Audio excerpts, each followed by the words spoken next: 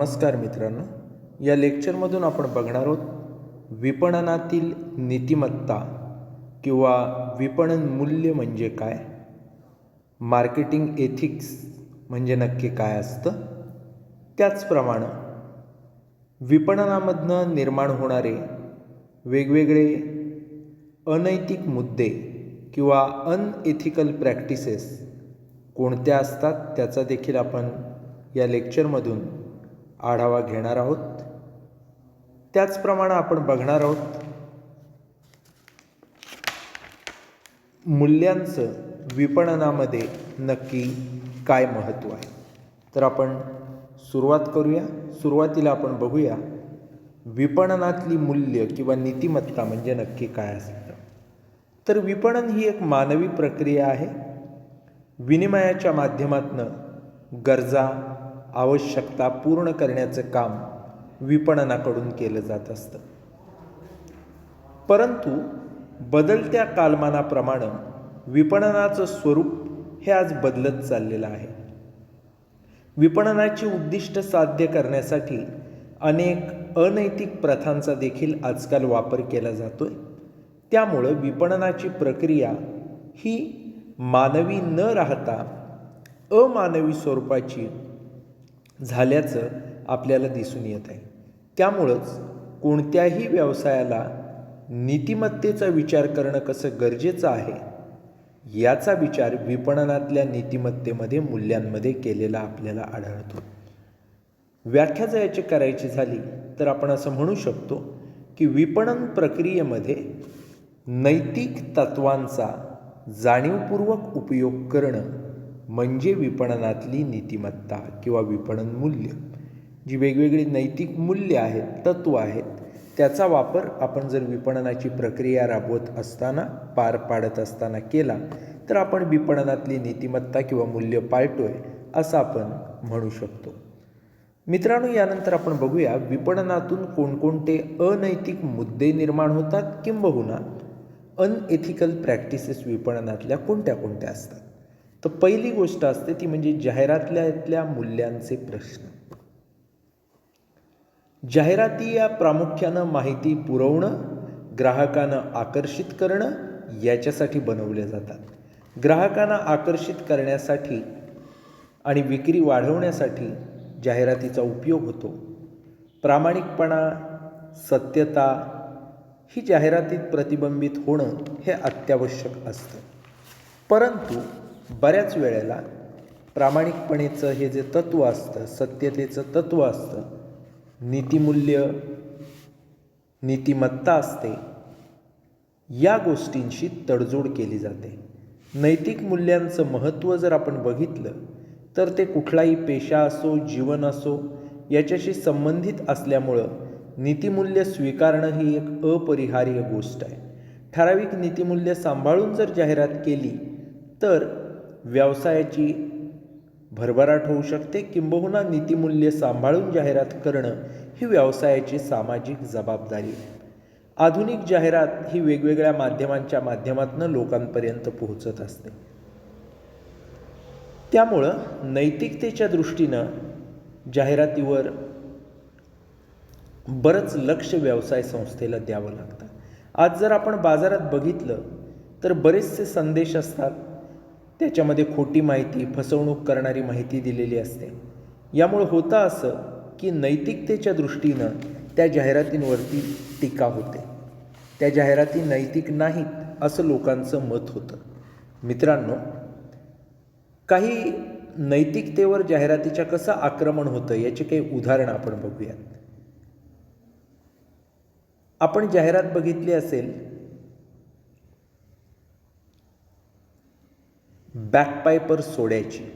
मित्रांनो, बॅकपायपर सोड्याची जाहिरात करत असताना दारूचं महत्त्व हे अप्रत्यक्षपणे दाखवलं जातं तिथं. त्यामुळे तरुणांना चुकीचं प्रोत्साहन मिळत आहे. व्यवसायातनं उत्पादनांची जाहिरात करताना मूल्यांकडे दुर्लक्ष होतं आहे. तरुण पिढीला प्रोत्साहनात्मक मजकूर काही उत्पादनांच्या बाबतीत दिला जातो आहे. उदाहरणच द्यायचं झालं तर तंबाखूची उत्पादनं असतील, अल्कोहोलयुक्त उत्पादनं असतील किंवा जुगार असेल, या गोष्टींचं प्रसारण हे सिनेकलाकार, खेळाडूंमार्फत जर आपण केलं तर त्यामुळं चुकीचा संदेश तरुणांमध्ये जाऊ शकतो. चुकीचं काम करण्यासाठी तरुणांना प्रोत्साहन मिळू शकतं. दुसरा जो प्रकार असतो तो म्हणजे अश्लील जाहिराती. अनेक जाहिराती लोकांना आकर्षित करायसाठी स्त्रियांचं प्रदर्शन केलं जातं. अशा प्रकारच्या जाहिरातींमुळं सामाजिक स्वास्थ्य बिघडतं. काही जाहिराती या कुटुंबात एकत्र सगळ्या कुटुंबातल्या सदस्यांनी बघून बघाव्या अशाही लायकीच्या नसतात. अशा जाहिराती दिल्यामुळं जाहिरातीची विश्वासार्हता म्हणा, मूल्य म्हणा कमी होताना दिसतात. त्याचप्रमाणे बऱ्याच वेळा फसवणूक करणारा मजकूर दिला जातो. अनैतिक जाहिरातीत मोडणारा एक मोठा प्रकार आहे. फसवणूक करणारा खोटा मजकूर छापणं, याच्यामध्ये चुकीची लेबलं लावणं असेल, मुद्रा छापणं असेल, हे केलं जातं. मेड इन USA म्हणजे made in United state of America असा माणूस साधा अर्थ घेतो, अमेरिकेत बनवलेली वस्तू. पण एखादी उल्हासनगर असोसिएशननं बनवलेली वस्तू असेल तरी ते मेड इन USA असं टाकतात. अशा पद्धतीनं स्पेलिंगमध्ये थोडा फरक करून, काहीतरी कॉपी करून मानांकित उत्पादन जी स्टँडर्ड प्रॉडक्ट आहेत त्याचं नक्कल करण्याचं काम केलं जातं. त्याच्यानंतर काही वेळेला खोटी अभिवचनं दिली जातात. खोटी अभिवचनं देणं म्हणजे काय? अनेक जाहिराती अशा असतात की ज्याच्यात खोटी अभिवचनं देण्याचं काम केलं जातं. मग अनेक सौंदर्य प्रसाधनांच्या जाहिराती त्याच्यामध्ये येतात. 1 आठवड्यामध्ये तुम्ही गोरे व्हाल किंवा वजन वाढवणं, वजन कमी करणं, 1 आठवड्यात एवढा इफेक्ट होतो, किंवा टकलावर केस उगवणं असेल. अशा ज्या जाहिराती असतात त्या सगळ्या नीतिमूल्यांचा कुठंतरी अभाव असलेल्या अनैतिक अशा स्वरूपाच्या जाहिराती असतात. त्यामुळे जाहिरातीतल्या मूल्यांचे प्रश्न हा विपणनातला एक सगळ्यात महत्त्वाचा असा अनैतिक मुद्दा आहे. दुसरा आहे ते म्हणजे विपणन संशोधनातल्या मूल्यांचे प्रश्न, मार्केटिंग रिसर्चमधली मूल्य. आजच्या काळामध्ये विपणन संशोधन हा एक व्यवसाय समजला जातो आहे. आजच्या युगात जर आपण बघितलं तर ग्राहकांशी निगडीत स्पर्धात्मक बाजारपेठेमध्ये संशोधनाचं महत्त्व हे पटापट वाढताना आपल्याला दिसतंय. परंतु विपणन संशोधनात वेगवेगळ्या अनैतिक बाबी देखील आपल्याला सापडत आहेत. भारतामध्ये वेगवेगळ्या अनिष्ट प्रथा आहेत. विपणन संशोधनाबद्दल गुप्तता पाळली जात नाही.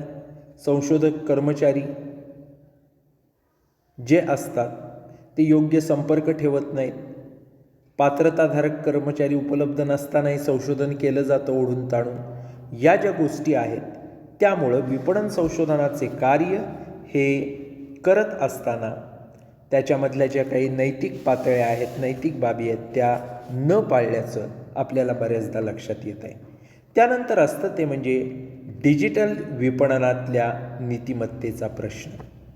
ज्यावेळी आपण डिजिटल विपणन असं म्हणतो त्यावेळेला अप्रत्यक्ष विपणनाचा तो एक प्रकार असतो. विक्रेता आणि ग्राहक समोरासमोर न येता वस्तू सेवांची प्रत्यक्ष हाताळणी न करता खरेदी विक्री केली जाते. मग ती दूरध्वनीद्वारे असेल, इंटरनेटद्वारे असेल किंवा अन्य काही माध्यमामधून असेल. अशा वेळेला जाहिरातीद्वारे ग्राहकांना आकर्षित करायचं, कमी किमतीत खूपच चांगली वस्तू देतोय, सेवा देतोय अशी हमी द्यायची. परंतु प्रत्यक्षात जेव्हा वस्तू ग्राहकाकडे पोहोचते, सेवा जेव्हा ग्राहकाला मिळते, तेव्हा त्याच्या लक्षात येतं की याच्यामध्ये दर्जा या प्रकाराचा काही विचार केलेला नाही आहे. ज्या दर्जाची वस्तू असेल, सेवा असेल, त्याची हमी दिली तशा दर्जाची वस्तू सेवा इथं उपलब्धच नाही आहे. असं जर घडलं तर त्याच्यामध्ये फसवणूक होत असते. डिजिटल विपणनामुळं मोठ्या प्रमाणात आज ग्राहकांची फसवणूक होते. त्यामुळंच दूरध्वनी असेल, सामाजिक विपणन असेल, इंटरनेट विपणन असेल, याच्यामधून जी माहिती पुरवली जाते, वस्तू पुरवल्या जात आहेत, त्याच्यामध्ये नीतिमूल्यांचे अनेक प्रश्न आजच्या काळात निर्माण होताना दिसत आहेत. त्यानंतर असतं ते म्हणजे वितरण साखळ्यांमधल्या मूल्यांचे प्रश्न. आता वितरण साखळ्यांमधल्या मूल्यांचे प्रश्न म्हणजे काय? आपण वेगवेगळ्या वितरण साखळ्या बघितल्या, ज्याच्यामध्ये मग उत्पादक असतो, घाऊक व्यापारी असतो, किरकोळ व्यापारी असतो, वेगवेगळे अभिकर्ते असतात आणि शेवटी उपभोक्ता किंवा अंतिम ग्राहक असतो. अशा या ज्या वितरण साखळ्या असतात त्या विपणनाचा एक महत्त्वाचा घटक असतात. घाऊक व्यापारी असेल, किरकोळ व्यापारी असेल, प्रत्यक्ष उत्पादक असेल, वितरक असतील, वेगवेगळे अभिकर्ते असतील, मध्यस्थ असतील, हे वेगवेगळे कामं या वितरण साखळीमध्ये पार पाडत असतात. अशा पद्धतीनं वितरण साखळीचं काम होत असताना विपणन प्रक्रियेत हे जे मध्यस्थ आहेत सगळे, यांच्या नैतिक मूल्यांचे प्रश्न निर्माण होतात. किरकोळ व्यापाऱ्यानं ग्राहकाला एखादी हमी दिली, घाऊक व्यापाऱ्यानं ग्राहकाला एखादी वस्तू उपलब्ध करून देण्याची किरकोळ व्यापाऱ्याने दिलेली हमी पूर्ण करण्यासाठी त्या किरकोळ व्यापाऱ्याला वेळेत माल दिला, त्या क्वालिटीचा माल दिला. असं जर घडलं तर तिथं नैतिक मूल्य पाळली जातात, बऱ्याचदाही पाळताना आढळत नाहीत. त्यामुळं वेळेच्या बाबतीत, दर्जाच्या बाबतीत अनेक प्रश्न, नैतिकतेचे प्रश्न निर्माण होत असतात. त्यानंतर असतं ते म्हणजे किमतीच्या बाबतीतल्या मूल्यांचे प्रश्न. मित्रांनो, किमतीच्या बाबतीतल्या मूल्यांचे प्रश्न ज्या वेळेला आपण म्हणतो त्यावेळेला आपल्या लक्षात एक गोष्ट घेतली पाहिजे की ज्या 4 P's असतात मार्केटिंगच्या, प्रोडक्ट, प्राईस, प्लेस, प्रमोशन, उत्पादन, किंमत, जागा आणि विक्रय वृद्धी, त्यातला एक महत्त्वाचा P हा किंमत किंवा प्राईस आहे. किमतीच्या बाबतीत अनेक अनैतिक प्रश्न हे विपणन प्रक्रियेत आढळतात. त्याच्यापैकी काही प्रश्न जर आपण बघायचे म्हटले तर किंमत युद्धाचा प्रश्न असतो, प्राईज वॉर असतं. तशाच प्रकारच्या 2 वस्तू बनवणाऱ्या जर कंपन्या असतील, एक्स साबण आणि वाय साबण बनवणाऱ्या, तर कुठंतरी किंमत वाढवणं, कमी करणं, समोरच्यापेक्षा किंमत कमी ठेवणं, अशा गोष्टी घडत असतात. त्याच्यानंतर स्किमिंग क्रीम नावाची एक स्ट्रॅटेजी असते, लोणी काढून घेण्याची किंमत धोरण. याच्यामध्ये काय असतं तर माझी वस्तू चांगल्या दर्जाची आहे म्हणून मी जास्त किंमत लावतोय असं दाखवलं जातं. एखाद्या बाजारपेठेत दुसऱ्यानं प्रवेश केला नाही आहे स्पर्धकानं, तोवर जास्त किंमत लावून त्याच्यातून पैसे मिळवले जातात. दुसरा स्पर्धक आला की किंमत कमी करून त्यातनं त्याच्याशी स्पर्धा केली जाते. अगोदरच स्कीम जे असतं, जादा किंमत जी आकारली असते त्यातून पैसे त्या वितरकाला, उत्पादकाला मिळालेले असतात. त्यानंतर असते ती म्हणजे किमतीतली भिन्नता, प्राईस डिस्क्रिमिनेशन. काही बाजारपेठेत एक्स किमतीला विकायचं, काही वाय किमतीला, काही झेड किमतीला. बाजारपेठ बघून, स्पर्धक बघून, तिथल्या वस्तूंची उपलब्धता बघून, ग्राहकांना कितपत वस्तू खरेदी करणं शक्य आहे, त्यांची क्रय प्रेरणा काय आहे, त्यांना मागणी कितपत आहे, हे सगळं बघून जर किमती वेगवेगळ्या बाजारपेठेत वेगवेगळ्या ठेवल्या तर त्याला म्हणतात किंमत भिन्नता, प्राईस डिस्क्रिमिनेशन. त्याचप्रमाणे मानसिक किंमत धोरण ठरवलं जातं. बऱ्याचदा ग्राहकाला किती गरज आहे, ग्राहकाची पैसे देण्याची किती कॅपॅसिटी आहे, हे बघून ग्राहकानुसार वेगवेगळ्या किमती वापरल्या जातात. मानसिकता बघून किंमत ठरवली जाते. जास्त किमतीला आहे म्हणजे नक्की चांगल्या दर्जाची असणार, ब्रँडेड आहे असं ग्राहक म्हणतो, त्यामुळे जास्त किंमत लावणं. काही वेळा कमी किमतीत घ्या करून वस्तू देणं, हे सगळं ग्राहकाच्या मानसिकतेवर आधारित असतं. बऱ्याच वेळेला छापलेल्या किमतीपेक्षा जास्त किंमत घेणं असेल किंवा उच्च दरानं कर लावणं, अटी शर्ती लागू करणं, हे सगळं अनैतिक मूल्यांचेच प्रकार आहेत किमतीसंबंधीच्या.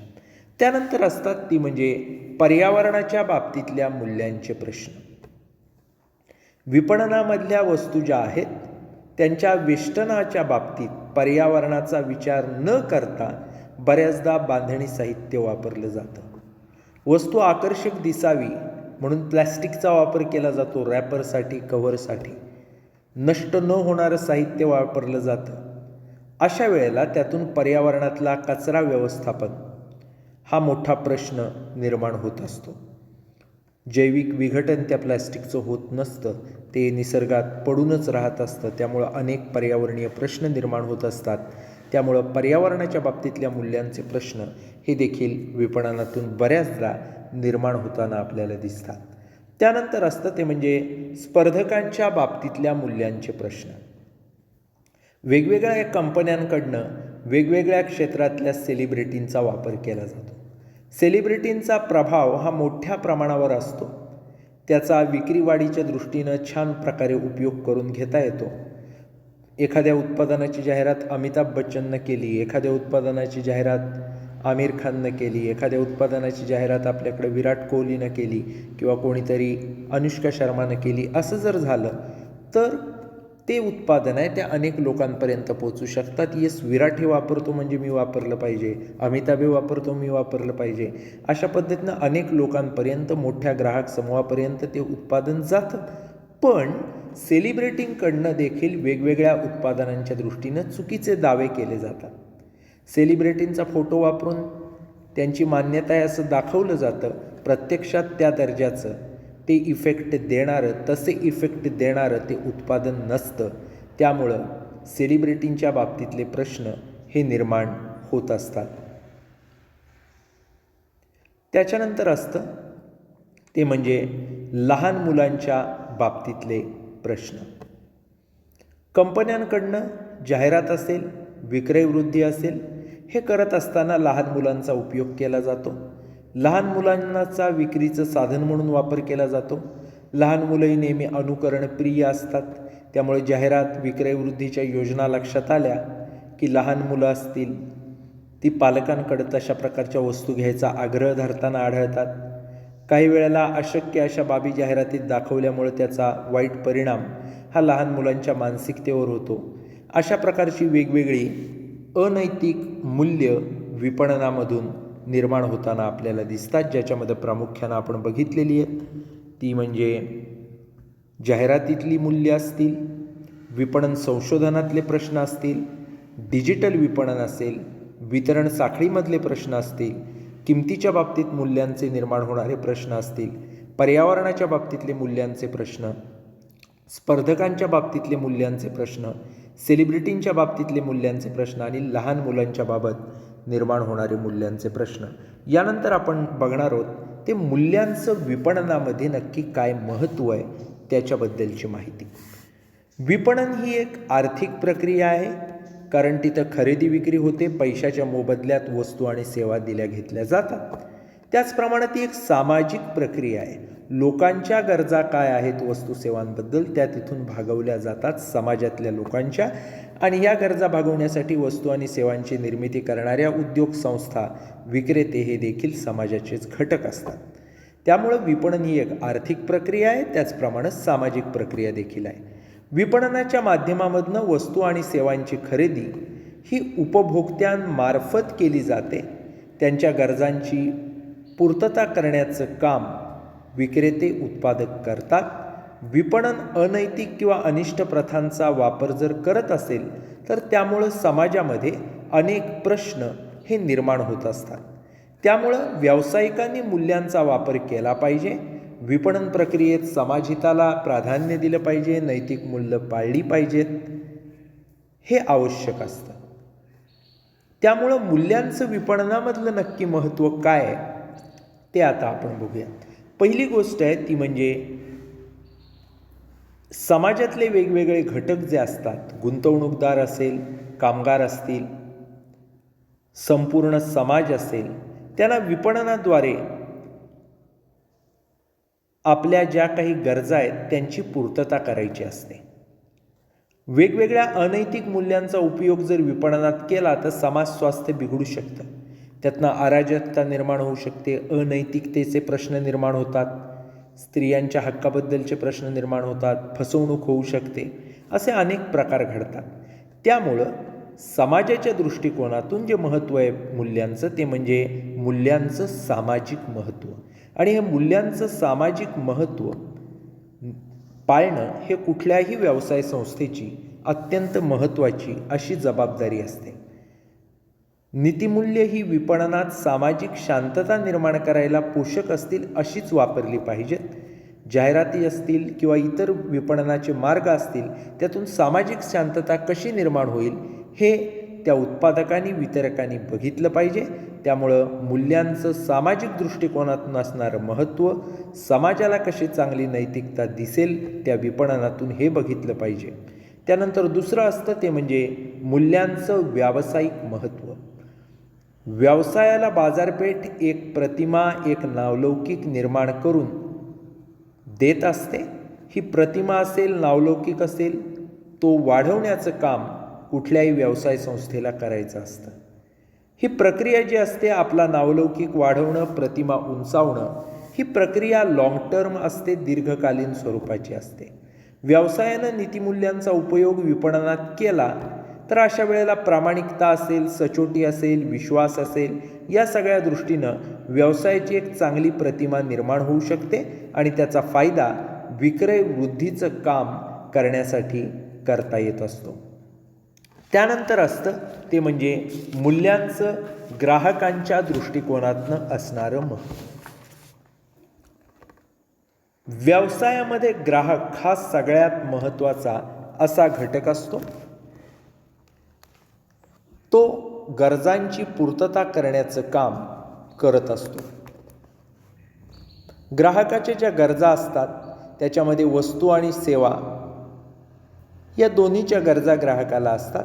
विक्रेता त्या पुरं करायचं काम करत असतो आणि विश्वासानं विपणनाद्वारे ग्राहकाच्या गरजा पुऱ्या होत असतात. अनैतिक पद्धतीनं जर ग्राहकांची फसवणूक करण्याचं काम केलं गेलं तर एकतर ग्राहकाचं आर्थिक नुकसान होतं, जीविताला धोका निर्माण होऊ शकतो. त्यामुळं ethical marketing is safe marketing असं म्हटलं जातं. नैतिक विपणनामुळं ग्राहकांना चांगल्या सेवा, परवडणारी किंमत, दर्जेदार वस्तू हे सगळं प्राप्त होऊ शकतं. त्यामुळं ग्राहकांच्या दृष्टीनं, त्यांच्या आरोग्याच्या दृष्टीनं, त्यांच्या आर्थिक बाबीच्या दृष्टीनं विपणनातल्या मूल्यांचं फार महत्त्व आहे. त्यानंतर असतं ते म्हणजे मूल्यांचं राष्ट्रीय महत्त्व. विपणनामधली नैतिकता ही राष्ट्रीय दृष्टीनं महत्त्वाची आहे. बऱ्याच वेळेला परदेशी ग्राहक हे पर्यटनाच्या हेतूनं आपल्या देशात आले की त्यांना वाईट अनुभव येतो. जसं की फसवणूक असेल, अतिरिक्त किंमत आकारणं, अश्लील चाळे करणं, या सगळ्यामुळं विपणनातल्या ज्या नीतिमूल्यांची घसरण होताना आपल्याला दिसते त्याच्याचबरोबर राष्ट्राची एक वाईट प्रतिमा ही त्यांच्यापुढं निर्माण होऊ शकते. राष्ट्राची चांगली प्रतिमा निर्माण व्हावी म्हणून जपानसारखे देश काय काय करतात हे आपल्या सगळ्यांना माहीत आहे. त्यामुळं किमान आपली नीतिमूल्य पाळून आपल्या राष्ट्राची प्रतिमा कशी घसरणार नाही परदेशी लोकांच्या डोळ्यात, हे आपण बघितलं पाहिजे. विपणनातली नीतिमत्ता ही समाजातल्या सगळ्या घटकांना महत्त्वाची आहे आणि देशाची प्रतिमा जर चांगली करायची असेल तर तिथं देखील विपणनातली मूल्य पाळलं जाणं हे गरजेचं असतं. मित्रांनो, या लेक्चरच्या माध्यमामधनं विपणनातली मूल्य किंवा नीतिमत्ता म्हणजे काय, त्याचप्रमाणे विपणनातली मूल्य आणि नीतिमत्ता यांचं विपणनामध्ये काय महत्त्व आहे आणि नैतिकतेचे कोणते कोणते प्रश्न हे विपणनात निर्माण होतात, अनैतिकतेचे मुद्द्यांच्या माध्यमातून ते आपण बघितलेले आहेत. या ठिकाणी आपण थांबूयात. धन्यवाद.